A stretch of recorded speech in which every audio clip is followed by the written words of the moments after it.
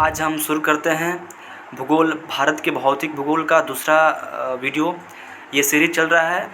अभी 1-2 और वीडियो आएगा ताकि अच्छे से भारत के भौतिक भूगोल का जितना बन सकता है प्रश्न तमाम एग्ज़ाम्स के लिए, एसएससी हो, बीपीएससी हो और रेलवे का हो, उसके लिए काफ़ी महत्वपूर्ण होगा। तो चलिए शुरू करते हैं आज के सीरीज़ का ये पहला प्रश्न। तो प्रश्न क्या है, भारत के दक्षिण में सबसे दूरस्थ स्थल कौन सा है? इसको फिर पढ़ते हैं, भारत के दक्षिण में सबसे दूरस्थ स्थल कौन सा है? तो बताइए। इसको मैंने शायद कल के वीडियो में इसको पढ़ा दिया है। तो कौन होगा इसमें आंसर? कुछ सोचिए, दिमाग दौड़ाइए। तो इसका आंसर कौन होगा? इसका आंसर होगा, बताइए इसका आंसर कौन होगा, बताइए आप।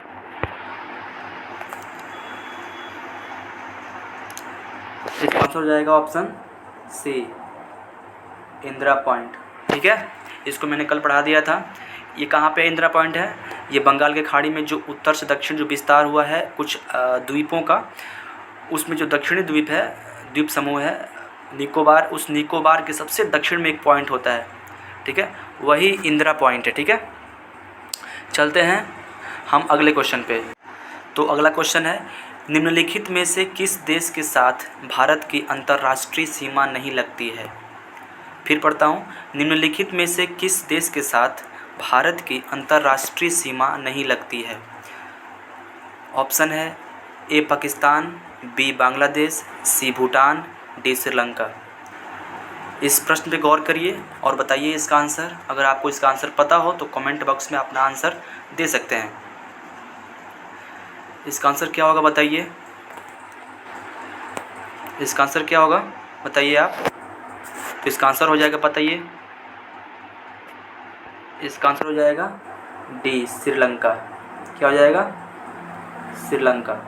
ठीक है, यानी जो श्रीलंका है, श्रीलंका का बॉर्डर जो अंतर्राष्ट्रीय बॉर्डर है भारत से नहीं लगता है, वो जलीय बॉर्डर लगता है भारत का। ठीक है, तो आंसर क्या हो जाएगा हमारा इस प्रश्न का? श्रीलंका। ठीक है, तो चलते हैं अगले क्वेश्चन पे। तो आइए, हमारा अगला क्वेश्चन है, निम्नलिखित में से कौन से देश पाक स्ट्रेट से जुड़े हुए हैं? फिर पढ़ता हूँ, निम्नलिखित में से कौन से देश पाक स्ट्रेट से जुड़े हुए हैं? ऑप्शन है ए भारत एवं श्रीलंका, बी है उत्तरी कोरिया एवं दक्षिणी कोरिया, सी है पाकिस्तान एवं चीन, डी है ब्रिटेन एंड फ्रांस। तो बताइए इसका उत्तर क्या होगा। अगर उत्तर आप जानते हो तो अपना उत्तर कमेंट बॉक्स में दे सकते हैं। बताइए इसका उत्तर क्या होगा। इसका उत्तर बताइए क्या लिखा है प्रश्न, एक बार फिर पढ़ सकते हैं। निम्नलिखित में से कौन से देश पाक स्ट्रेट से जुड़े हुए हैं? पाक स्ट्रेट यानी पाक जल संधि से वो देश, ऐसे कौन से 2 देश हैं जो जुड़े हुए हैं? तो अगर उत्तर पता हो तो बताइए। इसका उत्तर हो जाएगा, मैं बता रहा हूँ, इसका उत्तर हो जाएगा भारत एवं Sri Lanka, option A right answer. ठीक है, उत्तर क्या होगा? भारत एवं श्रीलंका। भारत एवं श्रीलंका क्या है? पाक स्टेट से जुड़े हुए हैं। ठीक है, अगर हम बात करें कैसे, इसका हम अगर जियोग्राफिकल लोकेशन देखें तो इस प्रकार से होगा। एक सेकेंड, देखिए एक ऐसे होगा, ये भारत हो जाएगा, भारत का दक्षिणी हिस्सा, और यहाँ पे एक सेकेंड, यहाँ पे आपका श्रीलंका है। ठीक है, ये वाला हिस्सा जो श्रीलंका है और ये वाला भारत का हिस्सा है ऊपर, ये वाला भारत का हिस्सा है, ये श्रीलंका है। ठीक है, यहाँ पे ना और ऐसे कुछ करके यहाँ पे आइलैंड्स है। ठीक है, तो यहीं पे एक रामेश्वरम द्वीप है। ठीक है, और एक ऊपर यहाँ पे सागर है, खाड़ी टाइप का है, एक नीचे खाड़ी टाइप का है। तो जो ऊपर वाला खाड़ी है ना, ये जो ऊपर वाला जो खाड़ी है यहाँ पे, इसको बोलते हैं पाक की खाड़ी, और जो नीचे वाली खाड़ी है उसको बोलते हैं मन्नार की खाड़ी। ठीक है, तो यहाँ पे चूँकि ये मेन श्रीलंका हो गया और ये भारत हो गया। ठीक है, तो यहाँ पे एक स्ट्रेट भी है, जल संधि है। ठीक है, पाक जल संधि बोलते हैं जिसे। ठीक है, कुछ यहाँ पे श्रीलंका के कुछ आइलैंड्स यहाँ तक हैं और कुछ भारत के आइलैंड्स कुछ मतलब आगे तक सागर में तक है। ठीक है, उन दोनों को अलग करती है कौन? पाक स्ट्रेट, ठीक है। यानी अगर हम देखें ऑल ओवर तो श्रीलंका और भारत को, ठीक है, पाक स्ट्रेट अलग करती है, बोल सकते हैं उसको जोड़ती है, ठीक ना। तो हमारा इसका आंसर क्या हो जाएगा? भारत एवं श्रीलंका, ठीक है। तो ऑप्शन ए, ठीक है। चलते हैं अगले क्वेश्चन पे। तो दोस्तों हमारा अगला क्वेश्चन है, पाक जल संधि किन दो देशों के बीच है? हम लोगों ने अभी इस पर चर्चा किया था। तो इस प्रश्न का उत्तर क्या हो जाएगा? बताइए बताइए, क्या इसका उत्तर होगा? तो इसका उत्तर हो जाएगा ऑप्शन सी, भारत और श्रीलंका, ठीक है। आई थिंक आप लोग समझ गए होंगे अच्छे से, ठीक है। चलते हैं अगले क्वेश्चन पे। तो अगला क्वेश्चन है, भारत का क्षेत्रफल पाकिस्तान से लगभग कितना गुना बड़ा है? ठीक है, फिर पढ़ते हैं, भारत का क्षेत्रफल पाकिस्तान से लगभग कितना गुना बड़ा है? अगर आप लोगों को इसका आंसर पता हो, उत्तर जानते हो तो दे सकते हैं। ऑप्शन ए है 3, बी है 4, सी है 6, डी है 9। अगर उत्तर पता है तो अपना उत्तर कमेंट बॉक्स में दे सकते हैं। कमेंट बॉक्स सबके लिए खुला है, ठीक है। तो इसका उत्तर दीजिए। इसका उत्तर क्या हो जाएगा? इसका उत्तर क्या होगा बताइए, ठीक है। इसका उत्तर क्या होगा बताइए? इसका उत्तर हो जाएगा ऑप्शन नंबर बी, ठीक है। यानी जो भारत का क्षेत्रफल है वो पाकिस्तान के क्षेत्रफल के लगभग 4 गुना बड़ा है, ठीक है। आप लोग समझ गए ना? क्षेत्रफल कितना गुना बड़ा है? भारत पाकिस्तान से 4 गुना बड़ा है, ठीक है। अगर आप लोग लोकेशन ना पता हो भारत और पाकिस्तान का कहाँ पे है तो हम अभी उसको बता देते हैं। सपोज करिए ये हमारा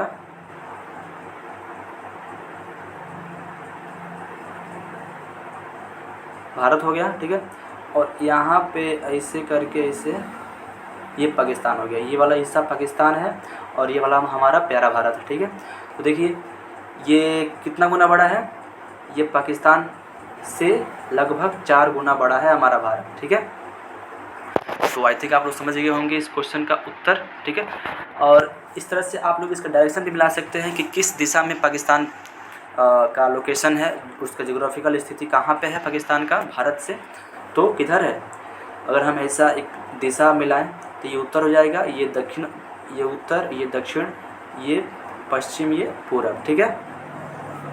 तो देखा जाए तो उत्तर में तो है ऑलरेडी पाकिस्तान, लेकिन साथ ही साथ क्या है वो पश्चिम में भी है। तो पाकिस्तान का जो हो जाएगा ज्योग्राफिकल जो लोकेशन वो कहाँ पे होगा? भारत के उत्तर पश्चिम में, ठीक है। चलते हैं अगले क्वेश्चन पे।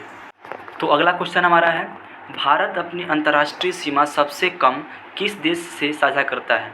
ठीक है,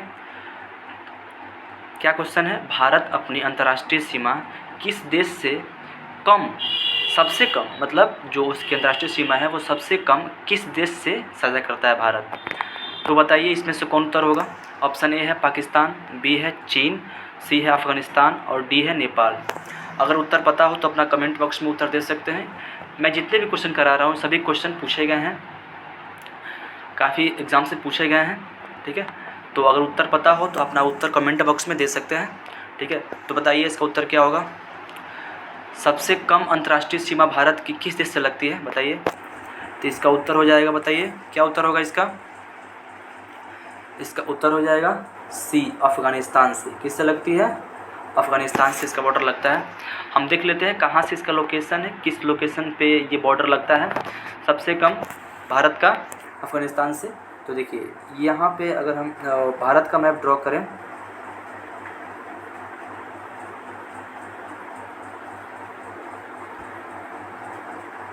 ठीक है, ये भारत हो गया।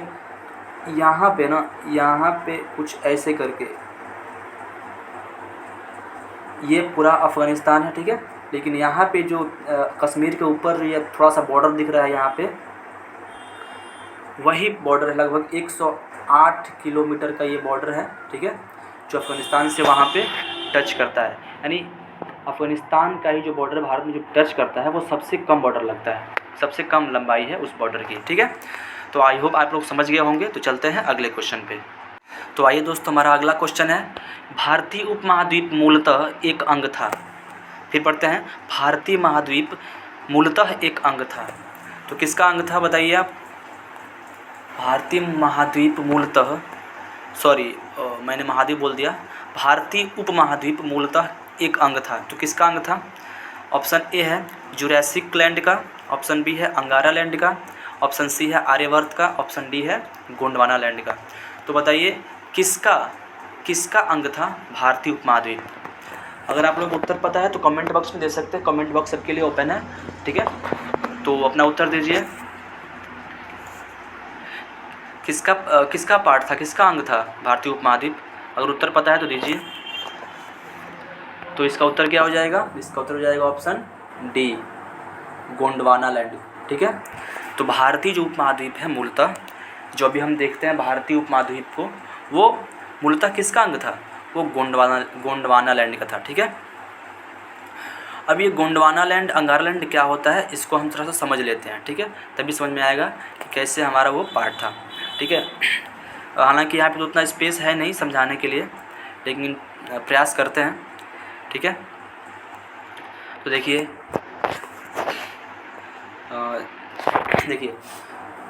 जैसे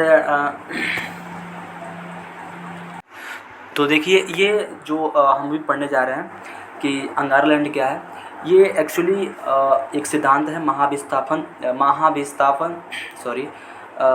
विस्थापन सिद्धांत। क्या है, महाद्वीपीय विस्थापन सिद्धांत, ठीक है। तो स्टार्टिंग में क्या हुआ था, जब पृथ्वी हाल ही में बनी हुई थी, स्टार्टिंग में क्या हुआ था कि पृथ्वी कुछ इस प्रकार से वो था, बता दे रहे हैं अभी, रुकिए एक सेकेंड। ये जो पृथ्वी हो गई ना, इसका जो शेप है ना वो जियोड का शेप है, ठीक है। हम लोग जो जियोग्राफी पढ़ते हैं वो जियोग्राफी जियोड से बना है, ठीक है। जियोग्राफी पढ़ते हैं ना हम लोग, वो किससे बना है, वो जियोड से बना है, ठीक है। जियो कहाँ से मिला हमको, जियोड से मिला, ठीक है। तो जो पृथ्वी का शेप है वो जियोड का शेप का है, ठीक है। आप लोग कभी भी उसको फुली उसको आप राउंड गोल मत कहिएगा, ठीक है। वो क्या किस शेप का है, जियोड के शेप का है, ठीक है। तो स्टार्टिंग में क्या थी पृथ्वी क्या थी कि यहाँ पे एक भूखंड था और कुछ मतलब पानी के स्पेस थे, स्थान थे। तो एक पिंजिया था, एक पेंथलासा था, कुछ ऐसे करके साउथ में ही ऐसे करके, ठीक है। ये स्थल खंड था कुछ, ठीक है। और ये सब जितना था ना, ये सब पानी का हिस्सा था, ठीक है, ये सब, ठीक है। तो इस स्थल खंड को बोलते थे, इसको बोलते थे पेंजिया। इसको क्या बोलते थे, इसको बोलते थे पेंजिया। और इसको बोलते थे जो पानी है, इसको बोलते पेंथलासा। क्या बोलते थे, पेंथलासा, ठीक है। फिर आगे चल के क्या हुआ, फिर ये जो एक सेकंड, फिर आगे चल के क्या हुआ, फिर ये जो पेंजिया है, पेंजिया टूटा। ये जो पेंजिया है ना, ये जो ऐसे पेंजिया है, ये इसमें टूटना, बिखराव होना शुरू हुआ, यानी महाद्वीपीय विस्थापन इसमें आना शुरू हुआ। ये तो एक ही महाद्वीप था, ठीक है, और बाकी सब पानी था, तो इसका नाम क्या था, पेंजिया। और जो पानी का नाम था उसका पेंथलासा नाम था। ये सब पेंथलासा था, ये पेंजिया था, एक महाद्वीप था। इसमें विस्थापन, इसमें टूटना शुरू हुआ। तो टूटते टूटते क्या हो गया, ये कुछ हिस्सा इसमें का कुछ हिस्सा नीचे रह गया और कुछ हिस्सा ऊपर चला गया, ठीक है। कुछ हिस्सा नीचे रह गया, कुछ हिस्सा ऊपर चला गया, ठीक है। और कुछ हिस्सा इस साइड में आ गया, ठीक है। मतलब अभी ये हिस्सा इसी का पार्ट है, ये वाला साइड वाला हिस्सा इसी का पार्ट है, ठीक है। तो नीचे वाला की जो है ना हिस्सा, इसको बोलते थे हम अंगारा लैंड। क्या बोलते, सॉरी, इसको बोलते थे हम गोंडवाना लैंड। क्या बोलते थे, गोंडवाना लैंड। और जो ऊपर वाला हिस्सा है इसको बोलते थे अंगारा लैंड, ठीक है। इसको क्या बोलते हैं, अंगारा लैंड। तो हमारा जो भारत का अभी जो हम लोग देखते हैं, वर्तमान स्वरूप देखते हैं, वो यहाँ से निकला है। वो कहाँ से निकला है, जो यहाँ पे ये गोंडवाना लैंड था ना, इसी से टूट कर बिखर कर यहाँ से भारत अभी कहाँ पे आया है, यहाँ पे भारत मौजूद है, ठीक है। तो ये गोंडवाना लैंड का ही पार्ट है, कौन, हमारा भारत, ठीक है। अभी इस पर हम अगर कहेंगे आप लोग तो वीडियो अच्छे से बना दूंगा, इस पर स्पेस उतना नहीं है कि मैं अच्छे से उसको डिस्क्राइब कर सकूँ, ठीक है। तो चलते हैं अगले क्वेश्चन। तो आइए अगले क्वेश्चन पे। अगला क्वेश्चन क्या कहता है, उत्तर पश्चिम में भारत भूमि की सीमाएँ किस देश के साथ लगी हुई हैं। उत्तर पश्चिम में भारत भूमि की सीमाएं किस देश के साथ लगी हुई हैं? तो इसका ऑप्शन ए है श्रीलंका, ऑप्शन बी है म्यांमार, ऑप्शन सी है बांग्लादेश, ऑप्शन डी है पाकिस्तान। तो बताइए इसका आंसर क्या होगा? जिसको आंसर पता हो कमेंट बॉक्स में आंसर इसका दे सकता है। ठीक है, अभी मैंने कुछ देर पहले इस पर चर्चा किया था भारत और पाकिस्तान को लेके। ठीक है, तो अगर इसका उत्तर पता है तो अपना उत्तर कमेंट बॉक्स में दीजिए। ठीक है, तो इसका उत्तर क्या हो जाएगा? इसका उत्तर हो जाएगा पाकिस्तान। ठीक है ना, Pakistan is the right answer. ठीक है, अब कैसे, अभी मैंने उसको एक बार फिर से रिपीट कर देता हूँ यहाँ पे कि जो हमारा भारत हो गया, ठीक है, इधर क्या है, भारत के उत्तर पश्चिम में यानी यहाँ,